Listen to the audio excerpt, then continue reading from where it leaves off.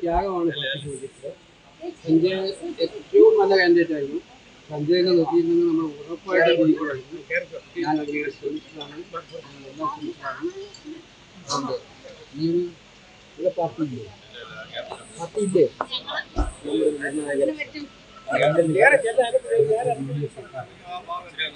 മനസ്സുകൊണ്ട് ഈ ചെയ്യുന്ന ത്യാഗത്തിന് ഇത്രയായപ്പോൾ പറയുന്നത് ഈ ചെയ്യുന്ന ത്യാഗത്തിന് കൂടുതൽ കോൺഗ്രസ് ആയിട്ട് എടുക്കാതിരിക്കുക. എൻ്റെ പാർട്ടി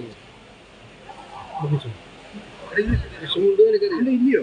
എനിക്ക് നിങ്ങൾ ആർഗ്യം ജയിക്കാനൊന്നും പറ്റില്ല, വാദിച്ച് ജയിക്കാനും പറ്റില്ല. എൻ്റെ ഭാഗത്താണ് ന്യായമുള്ളത്, അതുകൊണ്ട് വാദിച്ച് ജയിക്കാനും പറ്റില്ല. ഇപ്രാവശ്യം എനിക്ക് പാർട്ടിക്ക് വേണ്ടി സഹായിക്കും. എൻ്റെ വിഷമം നമ്മൾ ഭാവിയിൽ തീർക്കും. എനിക്കങ്ങനെ ഒരു വിഷമം ഉണ്ടായത് ഞങ്ങൾ പരിഹരിക്കും. അതുകൊണ്ട് എനിക്ക് അങ്ങനെ മനസ്സിലാവും.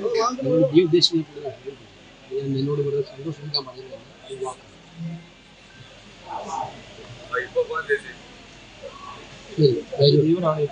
അതുകൊണ്ടാണ് പറഞ്ഞത്.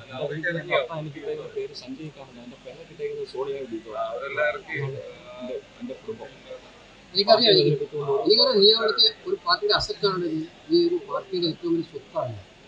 അതുകൊണ്ടാണ് എനിക്ക് ആ വാർത്ത കണ്ടപ്പോൾ ഞാൻ വിളിപ്പിച്ചത്. ഒരു സംശയം വേണ്ട, എനിക്ക് ധൈര്യം മുഴുവൻ ആളുകൾ ജയിച്ചു. തൊട്ടുണ്ടായിരുന്ന മുഴുവൻ ആളുകളും ഇന്ന് ഞാൻ ജയിച്ചു. അതിനെല്ലാം പരിഹാരമുണ്ട്. ഞാൻ പറയുന്നത് നിന്റെ രാഷ്ട്രീയ നിലവാരത്തിനും അന്തസ്സിനും പ്രതീക്ഷിക്കുന്നതിനനുസരിച്ച് പാർട്ടി നിന്നെ സഹായിക്കും, പാർട്ടി നിന്നെ ഉപയോഗിക്കും. നിനക്ക് തല ഉയർത്തി നടക്കാവുന്ന അന്തരീക്ഷം പാർട്ടിയുണ്ട്. ഇത് വാക്കാണ്, എൻ്റെ വാക്ക് വിശ്വസിക്കാതെ വിശ്വസിക്കും.